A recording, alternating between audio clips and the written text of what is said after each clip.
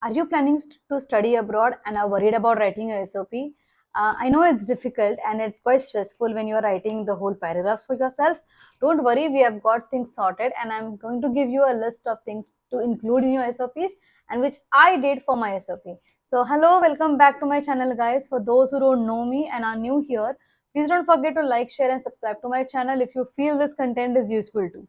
And I'm going to share my experience about writing my SOP and how what are things I included in my SOP. Let's move ahead with our today's video. Before writing the actual SOP, let me just tell you that this is the document which you provide to the administrative staff, and you give them all the details about you which are not mentioned in your academic records. So they do have your mark sheets, they do have your transcripts, they do have your passing certificates and every other academic educational document which they need. This document which is actually going to say things which are not mentioned in your academics. So they want to know if you're good at something, they want to know your skills, they also want to know your background, and if you have got any special talents or special recognition for your work. So keep that things in mind and then start writing your SOP. So the first thing we need to understand is what motivated you to take this particular course.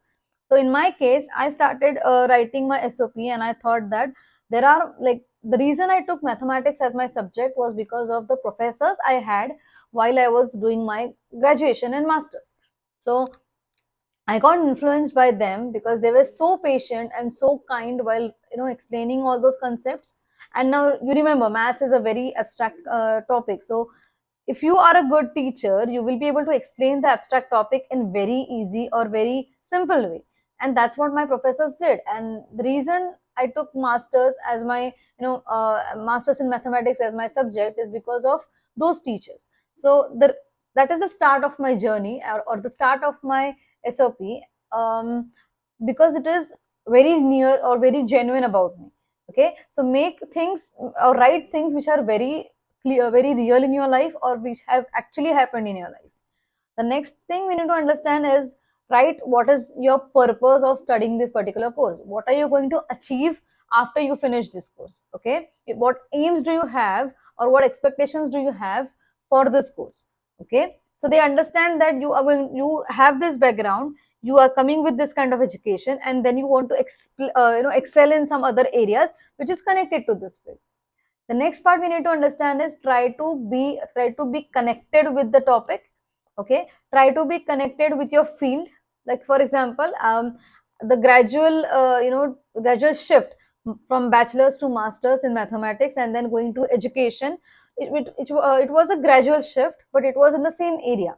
And then I did have experience in teaching after before moving to New Zealand, of course. Now, taking statistics as my subject was not a drastic shift in the in my education, because I already had statistics as my subject in my bachelor's and master's. So I just wanted to explore, or dig into more things about statistics while I was taking my master course in New Zealand. So make sure you have the bridge between all your educations.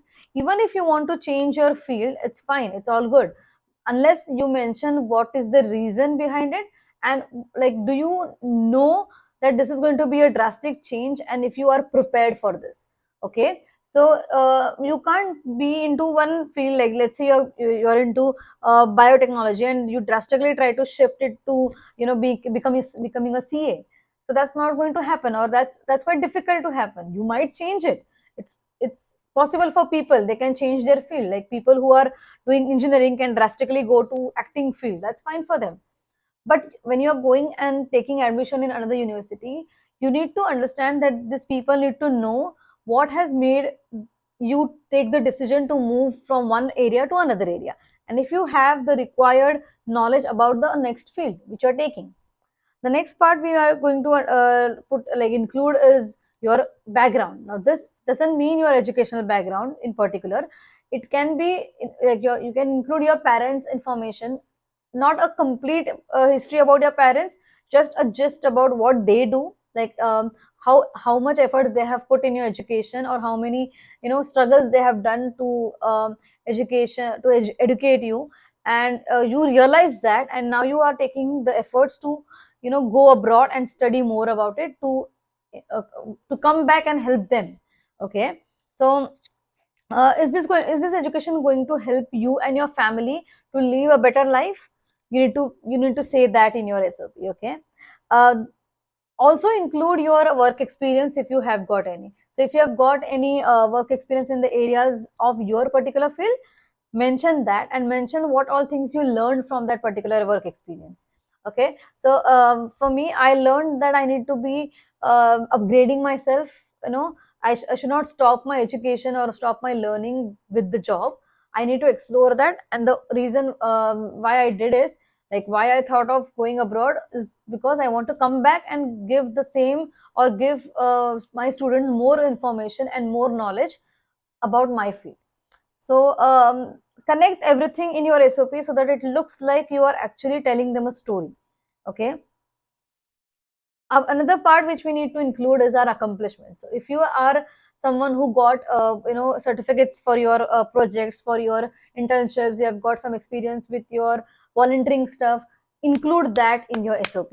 Okay, it's going to create a big difference. You won't even imagine, because for me, when I wrote my SOP, I started giving examples about how I helped autistic child during my journey of teaching, how I helped a student with a hyperactive disorder, how I handled that person. It shows that you are someone who is not only good in academics but also good in any other activities. Okay, so that's all for today, guys. I hope you liked my content and you enjoyed all my video here. If you like my content and are willing to wait for the next videos, please don't forget to like, share, and subscribe to my channel. And I'll see you in my next video, where I'll be discussing more about my experience and my journey in my videos. So stay tuned till then. Take care. Bye bye.